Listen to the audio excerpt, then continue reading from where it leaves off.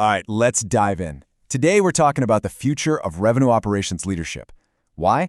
Because in a world that's being completely rewired by AI, the playbook that got us here, well, it's just not going to get us where we need to go. So let's break down what's really changing. This is really the big question we're tackling today, isn't it? As technology like AI becomes, just part of the furniture, the skills that make a leader truly essential are shifting, big time.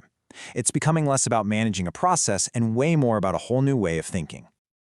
But hey, before we can talk about where we're going, we've got to get real about where we've been. So let's take a quick look at the traditional RevOps model, and frankly, why it's running out of steam.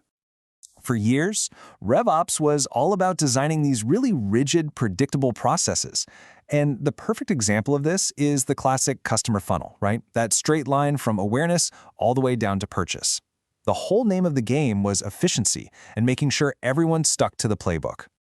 But here's the thing, that's just not how people buy stuff anymore. Think about it. Modern customers, they're everywhere. They jump across different channels, their timelines are all over the place, their expectations are constantly changing, their journey is messy, it's unpredictable, and it is definitely not a straight line, which of course makes that old, rigid funnel pretty much obsolete.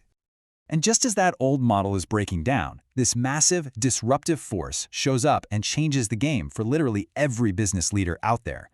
I'm talking about the rapid, and let's be honest, the unstoppable rise of artificial intelligence. You know, there's a lot of excitement and maybe a little bit of anxiety around AI in the RevOps world. But the biggest mistake people make is thinking its job is to replace humans. That's not it at all. The real power of AI is as an amplifier. It's a multiplier for our own intelligence, not a substitute for it. And this right here, this quote, gets to the absolute heart of it. You could have the smartest, most powerful AI on the planet, but if you drop it into a broken, chaotic system, you're just going to create more chaos faster. The tech is only ever as good as the strategic thinking behind it. So, what does that strategic thinking look like? Well, leaders who are ready for the future have to make sure these three things are true. First, the data you're feeding the AI has to be clean, consistent, and actually mean something. Garbage in, garbage out, right? Second, the AI models have to be directly tied to what the business is actually trying to accomplish. And finally, any automation you build should help teams work together, not just create new walls between them. Okay, so this brings us to the first huge mental shift for modern leaders. We have to stop thinking about designing these static, rigid processes.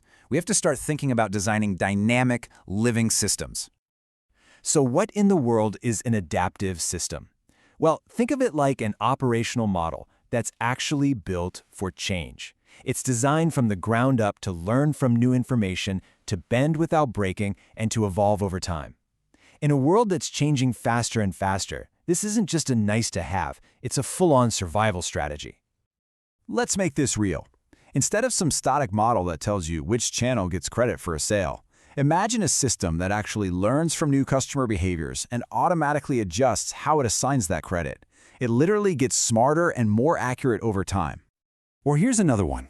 Instead of setting sales territories once a year and just hoping for the best, an adaptive system could rebalance them on the fly. It could use real-time data on sales rep capacity and market opportunities to make sure you're always putting your people in the best position to win.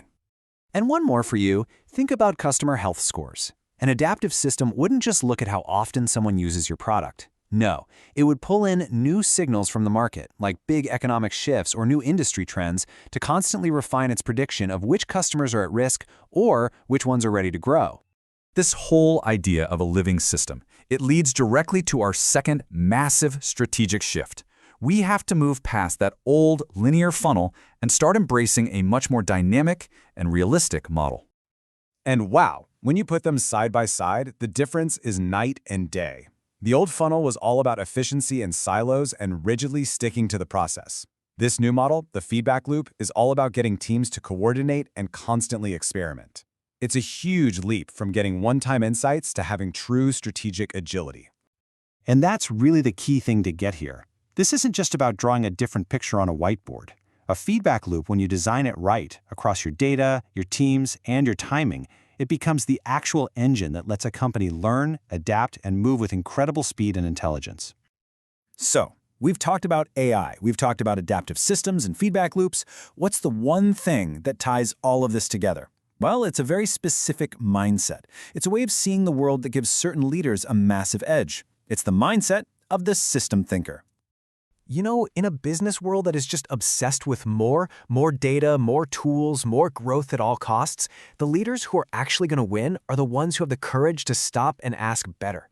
Their value isn't in managing all the noise, it's in their ability to find the signal in that noise. So the first question a system thinker always asks is this: does this new tool, or this new process, or this new project, does it actually fit into a coherent, interconnected whole? Or are we just adding another random piece to the puzzle that's going to make things even more complicated? Their second question is all about speed, but not just the speed of getting things done. It's about the speed of learning. Is our organization actually set up to quickly absorb what the market is telling us and then actually adapt our strategy based on that information? And the third question, and this one is absolutely critical, are our metrics telling us the real story? It's so easy to just measure the things that are convenient. System thinkers push past that. They fight to measure the things that truly drive long-term sustainable growth. So when you boil it all down, this is it. The skill set that makes a leader irreplaceable for the next decade isn't just one thing. It's a powerful combination of three. First, systems literacy, the ability to see how all the pieces connect. Second, strategic foresight, to anticipate what's around the corner. And third, technical fluency, so you can actually leverage the tools, like AI, that are going to shape that future. And what this all means is that the role of a RevOps leader is being completely elevated. They're no longer just tweaking the machine or optimizing functions that already exist. No, they are the architects. They are designing the entire revenue engine of the future. And that leaves us with one final thought to take away. This kind of leadership, it doesn't just happen by accident. It has to be nurtured. It has to be cultivated. So the question for you is, how is your organization finding, empowering, and amplifying the voices of these critical system thinkers? Because they're the ones who are going to define what's next.